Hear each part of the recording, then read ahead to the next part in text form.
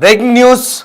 Modi, Putin, Jinping ఈ ముగ్గురు మొనగాళ్ళ కలయిక బహుశా అమెరికా అధ్యక్షుడు డొనాల్డ్ ట్రంప్కు ఇదొక చెత్త పీడకలగా మారి ఉండవచ్చు.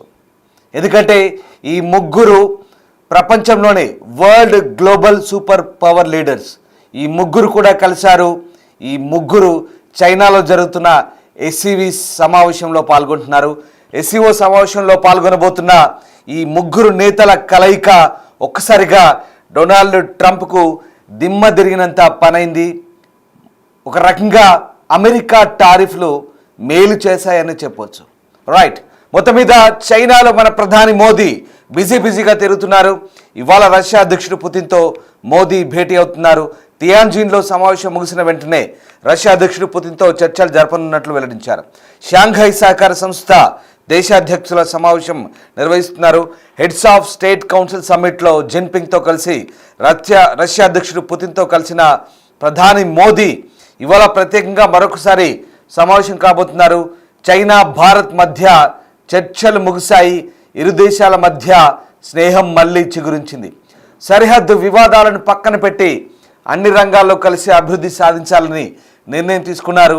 చైనా భారత్ మధ్య సత్సంబంధాలు పెంచిన అమెరికా అధ్యక్షుడు డొనాల్డ్ ట్రంప్ అదనపు సుంకాలు ఇప్పుడు మరొకసారి ప్రత్యేక చర్చనీయాంశంగా మారబోతున్నాయి. చైనా డ్రాగన్, భారత ఏనుగు కలిసి డ్యాన్స్ చేయాలంటూ ప్రధాని మోదీతో చైనా అధ్యక్షుడు షీ జిన్పింగ్ వెల్లడించారు. ఆదివారం జరిగిన షాంఘై సహకార సదస్సు విజయవంతమైంది. ఇరు దేశాలు స్నేహబంధాన్ని కొనసాగించడం అలాగే సరైన నిర్ణయమని మోదీతో జిన్పింగ్ చెప్పినట్టుగా తెలుస్తుంది. మరోవైపు సరిహద్దు సమస్యలపై సుదీర్ఘంగా చర్చించాలని కూడా నిర్ణయం తీసుకున్నారు. ఇరు దేశాలకు ఆమోదయోగ్యమయ్యేలా సమస్యను పరిష్కరించుకుందామంటూ కూడా ఇరు నేతలు అవగాహనకు వచ్చినట్టుగా తెలుస్తుంది. ఆర్థిక వాణిజ్య అంశాలపై ఒప్పందాలు కుదిరాయి. పెట్టుబడులు ఆకర్షించేలా ప్రపంచ వాణిజ్యాన్ని అందిపుచ్చుకోవాలని నిర్ణయించినట్లు సమాచారం. ఇక విమాన సేవలు, వీసా సదుపాయాలపై సానుకూల స్పందన వచ్చింది. మనం శత్రువులం కాదని గుర్తించినంత కాలం ఈ స్నేహబంధం కొనసాగుతుందంటూ జిన్పింగ్ వెల్లడించినట్టు తెలుస్తుంది. సామరస్యంగా సమస్యలు పరిష్కరించుకుందామని జిన్పింగ్ చెప్పినట్టుగా సమాచారం. చైనా భారత్ మధ్య దౌత్య సంబంధాలు మొదలై 75 ఏళ్లు పూర్తవుతుందని చైనా అధ్యక్షుడు వ్యాఖ్యానించారు. ఈ రిలేషన్ ఇలాగే కొనసాగాలని ఆకాంక్షించినట్టుగా తెలుస్తుంది. ఇటు దేశాభివృద్ధి కోసం వ్యూహాత్మకంగా దీర్ఘకాల ప్రణాళికలతో ముందుకు వెళ్లాలని ఈ సమావేశంలో నిర్ణయించారు. ఇక అమెరికా ఏకపక్ష విధానాన్ని చైనా తప్పుపట్టింది. ఇంటర్నేషనల్ రిలేషన్స్లో ప్రజాస్వామ్యాన్ని తీసుకురావాలని, అందుకు ఇరు దేశాలు కలిసి పనిచేయాలని మోదీ చైనాను కోరారు. పరస్పర విశ్వాసం, నమ్మకం, గౌరవం కీలకం అంటూ ఇరు దేశాల నేతలు చెప్పినట్టు తెలుస్తుంది. శాంతి సామరస్యంతో ముందుకు వెళ్లాలని నిర్ణయించుకున్నారు. ఈ సమావేశంపై ప్రధాని మోదీ సంచలన ట్వీట్ చేశారు. ఆ ట్వీట్ చూడొచ్చు. ఇరు దేశాల మధ్య సంబంధాలు సానుకూలమని మోదీ చెప్పారు. ఒకసారి ట్వీట్ ఫుల్ స్క్రీన్పై చూద్దాం. భారత్ చైనా సరిహద్దుల్లో శాంతి స్థిరత్వం నెలకొందని వ్యాఖ్యానించారు. ఇక మానస్ సరోవర్ యాత్ర పునఃప్రారంభమైంది. ఇదొక బ్రేకింగ్ న్యూస్.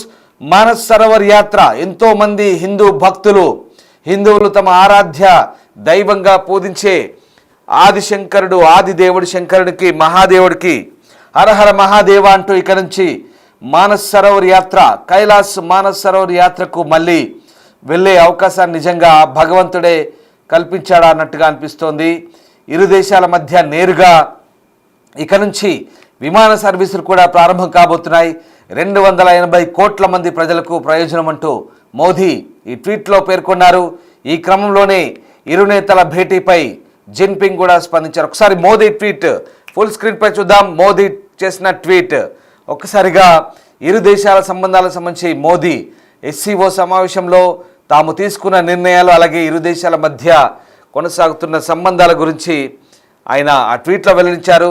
శాంతి సామరస్యతను పరిరక్షించుకునేందుకు కృషి చేయాలంటూ అటు చైనా అధ్యక్షుడు కూడా వ్యాఖ్యానించారు. ఇక మన సంబంధాలను సరిహద్దు పరిస్థితులపై ఆధారపడకూడదంటూ వ్యాఖ్యానించారు. మనం శత్రువులం కాదని సహకార భాగస్వాములం అంటూ జిన్పింగ్ చెప్పినట్టుగా తెలుస్తోంది. ఇక పరస్పర అభివృద్ధి అవకాశాలను అందిపుచ్చుకుందామంటూ కూడా స్పష్టం చేసినట్టుగా తెలుస్తుంది. మొత్తం మీద ఒకసారి ఆ ఫ్రేమ్ చూడండి, ఎంత కులాసాగా అనిపిస్తుందో. రష్యా అధ్యక్షుడు పుతిన్, భారత ప్రధాని మోదీ, చైనా అధ్యక్షుడు జిన్పింగ్ ఎగ్జాక్ట్లీ ముగ్గురు మొనగాళ్ళనడంలో ఎలాంటి సందేహం లేదు. ప్రపంచ ఆర్థిక వ్యవస్థను శాసిస్తున్న ఈ ముగ్గురు గ్లోబల్ పవర్ లీడర్స్ చైనాలోని షాంఘైలో ఒకే వేదికపై రావడం ఇప్పుడు అమెరికా అధ్యక్షుడు డొనాల్డ్ ట్రంప్కు బహుశా నిద్ర పట్టలేదేమో. బహుశా డొనాల్డ్ ట్రంప్కు ఆ రాత్రి ఒక పీడకలగానే మిగిలి ఉండొచ్చు. డొనాల్డ్ ట్రంప్కు నిద్ర పట్టకపోవచ్చు. బహుశా ఈ దృశ్యాలు చూసిన తర్వాత ఒక్కసారిగా డొనాల్డ్ ట్రంప్ కలలు చెదిరిపోవచ్చు బహుశా. ఎందుకంటే ప్రపంచ వాణిజ్యాన్ని శాసిస్తామని ఒంటెత్తు పోకడలతో అహంకారపూరిత నిర్ణయాలు తీసుకుంటున్న డొనాల్డ్ ట్రంప్కు బహుశా ఈ దృశ్యాలు, ఈ సమావేశాలు ఒక్కసారిగా నిద్ర పట్టని రాత్రిని కలిగి ఉండొచ్చు కదా బహుశా. ఎందుకంటే డొనాల్డ్ ట్రంప్కు బహుశా నిద్ర కాదు కదా, నాకు తెలిసి రాత్రి డిన్నర్ కూడా చేయబుద్ధి కాలేదేమో. ఎందుకంటే డొనాల్డ్ ట్రంప్ తీసుకున్న నిర్ణయాలు ఏకపక్షంగా ప్రపంచ వాణిజ్యాన్ని గడగడలాడించాయి. ప్రపంచ వాణిజ్యాన్ని తన గుప్పిట్లో తెచ్చుకుందాం అనుకున్న డొనాల్డ్ ట్రంప్కు బహుశా ఇది చేదు అనుభవం. ఎందుకంటే భారత్, చైనా, రష్యా ఈ మూడు గ్లోబల్ పవర్ ఫైనాన్షియల్గా ఒక్కసారిగా ప్రపంచ ఆర్థికాన్ని శాసించే ఈ మూడు దేశాలు ఒకసారి చూడండి ఆ దృశ్యాలు. ఆహా, ఎంత అద్భుతంగా ఉన్నాయి. చైనా అధ్యక్షుడు జిన్పింగ్, రష్యా అధ్యక్షుడు పుతిన్, భారత ప్రధాని మోదీ ఎంత కులాసాగా, ఎంత ఆహ్లాదంగా ఆ వేదికపై ముచ్చటించుకుంటున్నారో. బట్ ఎక్కడ భారతదేశం చాలా స్పష్టంగా తన ప్రయోజనాల కోసం ఎక్కడ రాజీ పడకుండా చైనాతో మళ్ళీ పాకిస్తాన్ ఉగ్రవాదం సపోర్ట్ చేయకుండా కట్టడి చేయగలుగుతోంది.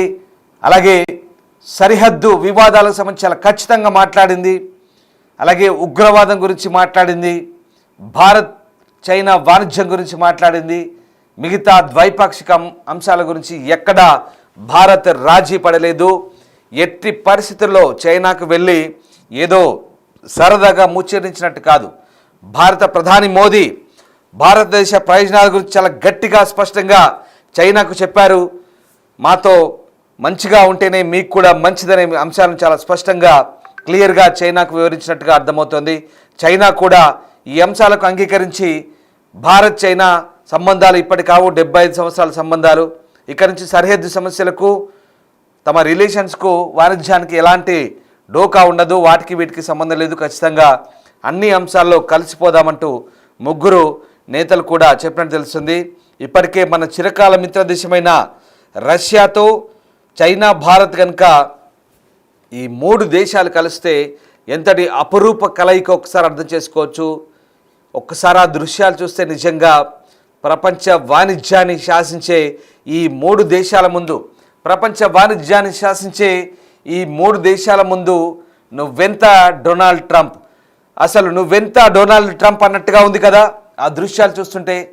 ఎందుకంటే ప్రపంచ వాణిజ్యాన్ని శాసించే ఈ మూడు ప్రధాన దేశాలు భారత్, రష్యా, చైనా, అసలు ఈ మూడు దేశాల ఆర్థిక వ్యవస్థలు కలిస్తే నువ్వెంత ట్రంప్, నువ్వెంత, నీ అహంకారం ఎంత, నీ వ్యూహాత్మక నిర్ణయాలు ఎంత అన్నట్టుగా చాలా క్లియర్గా చెప్పకనే చెప్పినట్టుగా కనబడుతోంది. ఎక్కడ ఈ ముగ్గురు దేశాధినేతలు ఎక్కడ అమెరికాను ప్రస్తావించకుండా, ఎక్కడ వాళ్ళకి సంబంధించిన అంశాలను లేవనెత్తకుండా ఇండైరెక్ట్గా ఈ ముగ్గురు కలిస్తేనే చాలు, ఆ ముగ్గురు కలిసి ఒకే ఫ్రేమ్లో వస్తేనే చాలు.